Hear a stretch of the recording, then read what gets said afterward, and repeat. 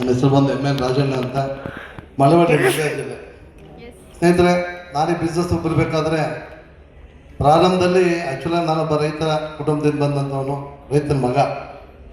But ಜೀವನದಲ್ಲಿ ಏನೂ ಸಾಧನೆ ಮಾಡಲಿಕ್ಕಾಗಲ್ಲ ಅಂತ ಕೈ ಕಟ್ಟಿರುವಂಥ ಸಂದರ್ಭದಲ್ಲಿ ಈ ಒಂದು ಬಿಸ್ನೆಸ್ ನನ್ನ ಕೈಗೆ ಬಂತು. ಏಕೆಂದರೆ ಕಳೆದ 30 ವರ್ಷ ನಾನು ಒಂದು ಇನ್ಶೂರೆನ್ಸ್ ಕಂಪ್ನಿಯಲ್ಲಿ ಕೆಲಸ ಮಾಡ್ತಾ ಇದ್ದೆ. ಜೊತೆಗೆ ಅದ್ರ ಜೊತೆಗೆ ಅಡಿಷನಲ್ ಆಗಿ ಏನಾದರೂ ಒಂದು ಅರ್ನ್ ಮಾಡೋಣ ಅನ್ನುವಂಥ ಉದ್ದೇಶಕ್ಕೆ ಫೈನಾನ್ಸ್ಗಳನ್ನ ಮಾಡಿದ್ವಿ, ಬೇರೆ ಬೇರೆ ಚೀಟಿ ವ್ಯವಹಾರ ಎಲ್ಲ ಮಾಡ್ತಾ ಇದ್ವಿ. ಬಟ್ ಎಲ್ಲೂ ಕೂಡ ನಮಗೆ ಕೈ ಎಡಗಲಿಲ್ಲ. ಆ್ಯಕ್ಚುಲಾಗಿ ಜೀವನ ಮಾಡ್ತಾ ಇದ್ವಿ.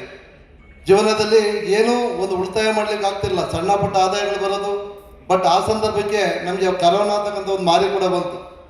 ಆ ಸಂದರ್ಭ ಜೀವನ ಮಾಡೋದು ಭಾಳ ಕಷ್ಟ ಆಯಿತು. ಇನ್ನೇನು ನಮ್ಮ ಲೈಫ್ ಮುಗೀತು ಅನ್ನುವಂಥ ಸಂದರ್ಭಕ್ಕೆ ಈ ಒಂದು ಬಿಸ್ನೆಸ್ ನನ್ನ ಕೈ ಸಿಕ್ತು. ಸ್ನೇಹಿತರೆ, 2021ರಲ್ಲಿ ಈ ಒಂದು ಬಿಸ್ನೆಸ್ಗೆ ಬಂದೆ.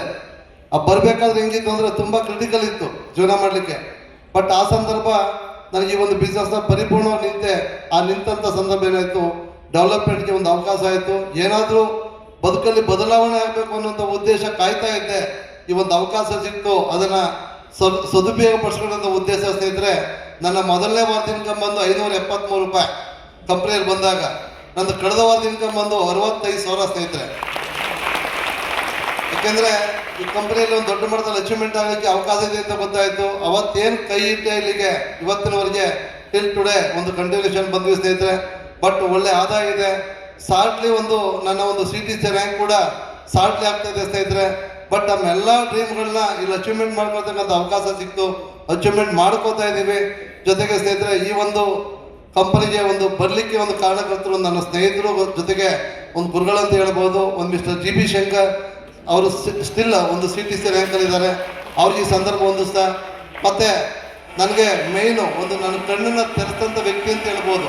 ಏಕೆಂದರೆ ನಾನು ಮಾಡ್ತಾ ಇದ್ದಂಥ ವ್ಯವಹಾರನೇ ದೊಡ್ಡದು ಅಂದ್ಕೊಂಡಿದ್ದೆ.